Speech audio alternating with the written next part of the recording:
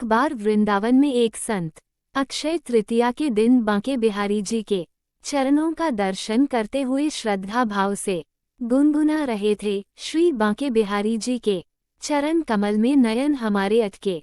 एक व्यक्ति वहीं पर खड़ा होकर यह गीत सुन रहा था। उसे प्रभु की भक्ति का ये भाव बहुत पसंद आया। दर्शन करके वह भी गुनगुनाते हुए अपने घर की ओर बढ़ गया।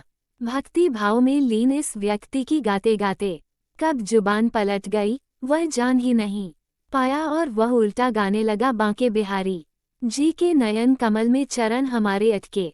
उसके भक्तिभाव से प्रसन्न होकर बांके बिहारी प्रकट हो गए। प्रभु ने मुस्कुराते हुए उससे कहा, अरे भाई, मेरे एक से बढ़कर एक भक्त हैं, परंतु तुझ जैसा निराला भक्त मुझे कभी नहीं मिला। लोगों के नयन तो हमारे चरणों में अटक जाते हैं, परंतु तुमने तो हमारे नयन कमल में अपने चरणों को अटका दिया। प्रभु की बातों को वह समझ नहीं पा रहा था, क्योंकि वह प्रभु के निस्वार्थ प्रेम भक्ति में डूबा था। मगर फिर उसे समझ आया कि प्रभु तो केवल भाव के भूखे हैं। उसे लगा कि अगर उससे कोई गलती हुई होती तो भगवान उसे दर्शन देने न आते।